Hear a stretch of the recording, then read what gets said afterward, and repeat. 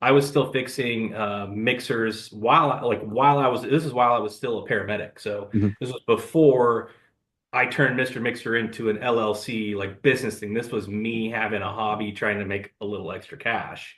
And I had a machine for a lady. She got it from her late husband as their first wedding anniversary, and he passed away. Mhm. And I mean, she was in shambles. Like she was so distraught over the fact that and it was she broke it, right? She broke it using it, so she felt like it was her Uh, fault. She really blamed herself. And we got it back to her in a week and it was running perfect. And she was bawling in front of me. And right then and there, I was like, oh, wow, like I really affected someone's life yeah, in a positive and meaningful way. it is bigger than just Yeah, adjusting an old mixer. absolutely. So did the passion for the mixer come first, or did that kind of build as you started to hear the stories coming in? Well, like I said, I like to tinker. I'm a Mhm. tinkerer at heart. And so I did. Yeah, I had an interest. Let's just say that I had an interest at first, right? I was having fun doing it.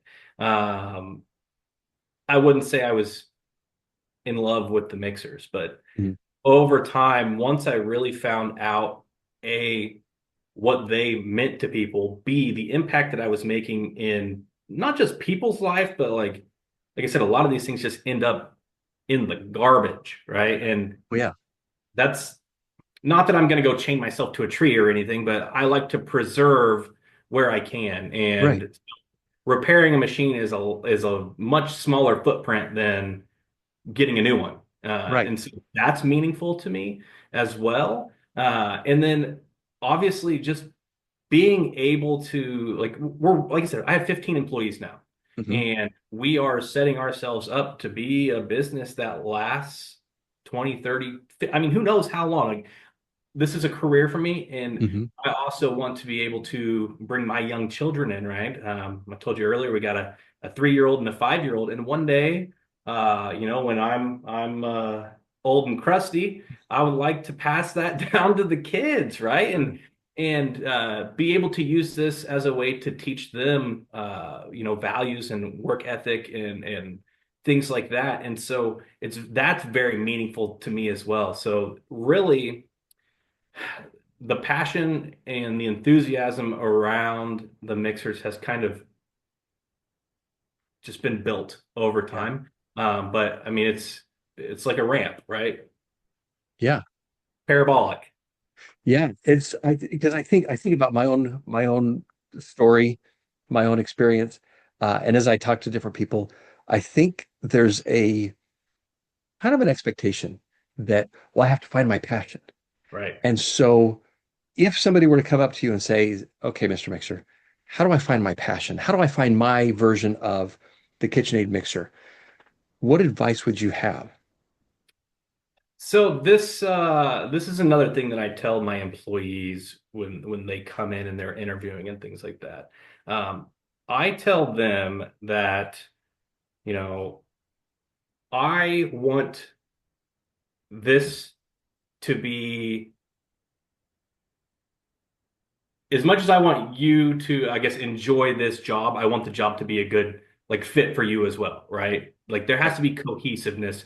If you wake up on Monday morning and you say, "Oh, I gotta go to work again," right? Like that's not a good sign. That tells you that and it may not even be your job, but just the environment that you're in might not be right for you. Mhm. And unfortunately, it seems like a lot of people deal with that, Oh, yeah. right? Well, not to get in too deep, but you get out of school, you go get your first job, you get a car loan, you buy a house, you have all these responsibilities now, and you're like, hey, I'm in this job that I don't really like, but I don't have any other options, right? Right. And you kind of get stuck in that trap, and it's unfortunate, but sometimes your own well-being is worth more, I guess, than your possessions, right?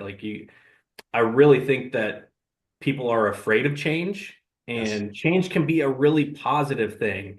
So sometimes people just need to dive in head first and not just, some people are afraid to even dip a toe in the water, right? And so it's like you gotta just, if you are not happy with where you're at, and you feel like everything in your life or at work or whatever is a negative experience, like you have to change it. No one's going to change it for you. Like, Right. you have to be the person to do it. And it's it's kind of sad sometimes that I don't know if people don't realize that, or if it is just that they're afraid of the change, but like, really, that is the first step in finding what you're passionate about.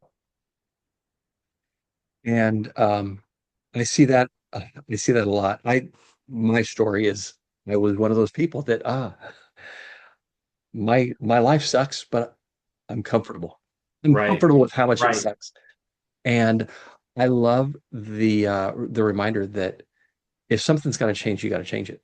It's Yeah. not gonna Yeah. the change, the ideal job, the KitchenAid passion or whatever is not going to drop into your lap. It's going Right. to be something that you got to take action and build into it.